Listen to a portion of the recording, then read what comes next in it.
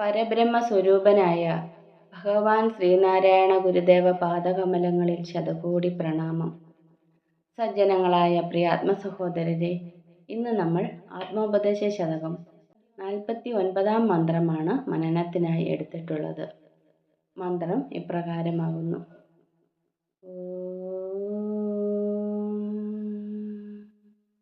അഖിലരും ആത്മസുഖത്തിനായി പ്രയത്നം സകലവും ഇങ്ങ് സദാപി ചെയ്തിടുന്നു.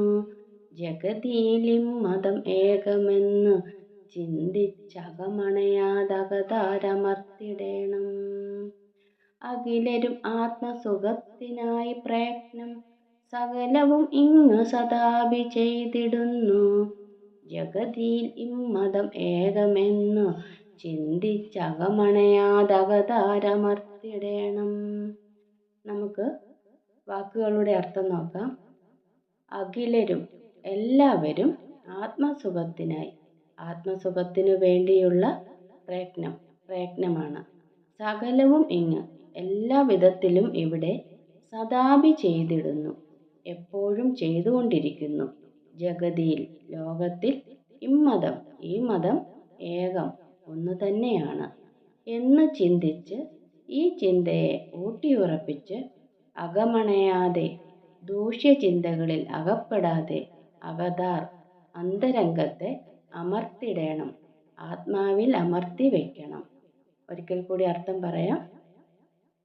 എല്ലാവരും ആത്മസുഖത്തിനു വേണ്ടിയുള്ള പ്രയത്നം എല്ലാ വിധത്തിലും ഇവിടെ എപ്പോഴും ചെയ്തുകൊണ്ടിരിക്കുന്നു. ലോകത്തിൽ ഈ മതം ഒന്നു തന്നെയാണ്. ഈ ചിന്തയെ ഊട്ടിയുറപ്പിച്ച് ദൂഷ്യചിന്തകളിൽ അകപ്പെടാതെ അന്തരംഗത്തെ ആത്മാവിൽ അമർത്തി വയ്ക്കണം.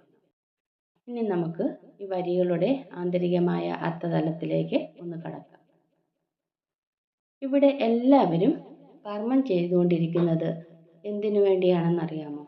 എല്ലാവരും കർമ്മം ചെയ്യുന്നത് അവനവന് വേണ്ടുന്ന സുഖത്തിന്.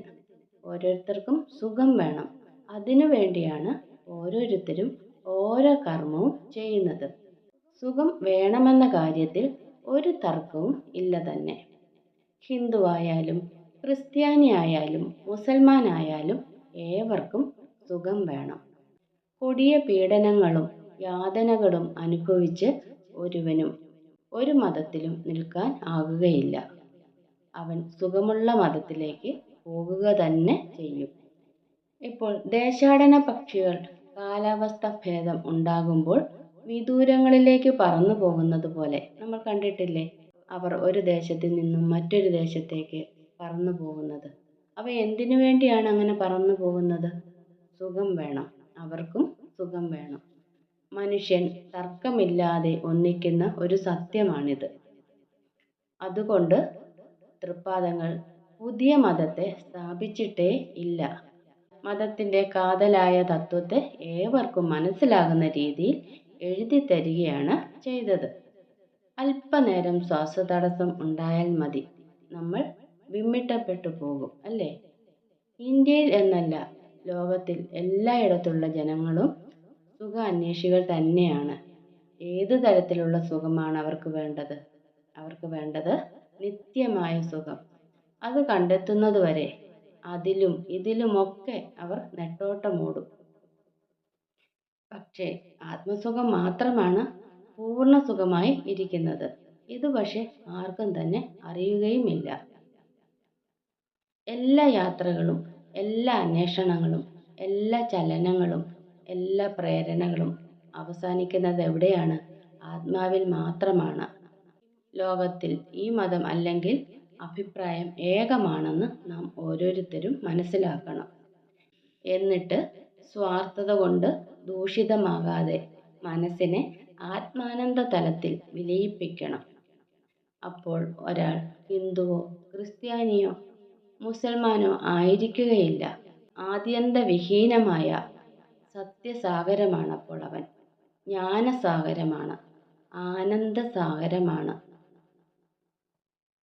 സജ്ജനങ്ങളായ പ്രിയാത്മ സഹോദരരെ, 49 മന്ത്രത്തിൻ്റെ ലഘുവായ വ്യാഖ്യാനമാണ് നമ്മളിവിടെ നടത്തിയത്. അടുത്ത ദിവസം അടുത്ത മന്ത്രവുമായി നമുക്ക് കണ്ടുമുട്ടാം.